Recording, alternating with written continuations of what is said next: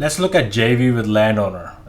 It's very common and very popular, JV with landowner, but in effect it's actually not a JV with landowner per se.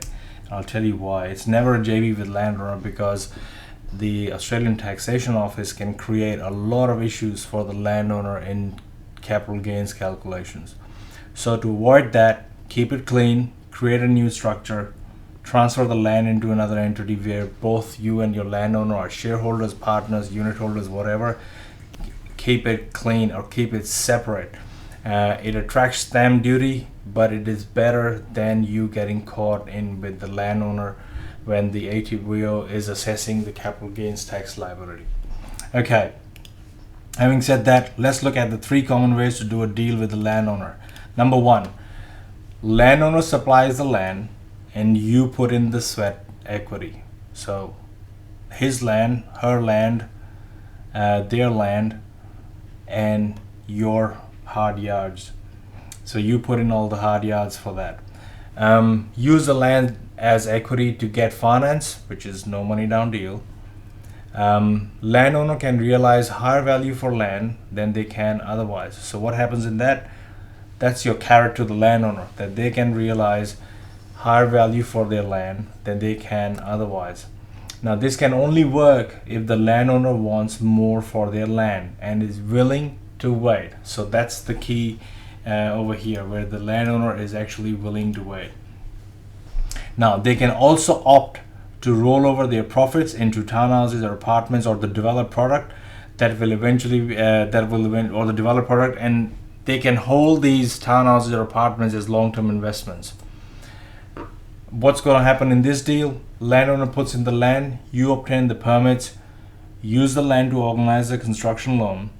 At the end of the project, the landowner, instead of getting cash for their land, gets townhouses or apartments. So that's another way of structuring a similar deal.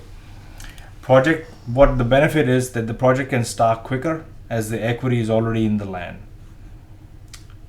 Now there are 10 steps for execution of this no money down deal or this JV with landowner.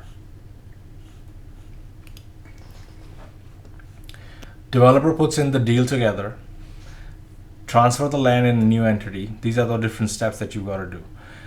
You put the deal together, you transfer the land in a new entity, and before you do that, you got to get a valuation done, so that the landowner cannot later on tell you that they sold it to you for less because they were vulnerable and you were the developer, so you were the evil guy and they were the good guy, and all those things. So make sure you get a third-party valuation done so that it's not dependent on you, or let them come up with the land price so that it's fair on them. But it's good to get a valuation not only for this purpose but also for taxation purposes later on, because before you add any value, you've actually got a value on paper. Decide on the shareholding, pay the stamp duty, give the landowner the first mortgage on the land. That way they are fully secured. Have a joint venture or a unit holders agreement between the two parties. Obtain permits, use equity in land to obtain construction loan, develop and sell the project. The bank or the lender is paid from the settlement first. Landowner is then paid out for land from the remaining settlement funds. Profits are distributed as agreed, as per the agreed shareholding or the unit holding, and then both parties throw a success party and you invite me over and I'll come and celebrate and do cha-ching with you. So these are the 10 steps of executing a no money down deal. Once you successfully execute that, give me a call, invite me for a party, and I will dance with you. Anyway, staged acquisitions. They are very common in land subdivisions. I've never done them, but this is something that I've learned and I know about, so I thought I'll share that here. A staged acquisition is usually larger developers like Stockland or Mervac. When they acquire a whole hectares of land, they do not acquire all the land in one hit and then start developing. They acquire that in stages. They acquire a bit of a few acres, they develop that portion, sell it, and then they move on to the next one. So that's what a staged acquisition is. Important factors to consider when you make a deal like that with the landowner: is there a mortgage on the land? And if there is, how much?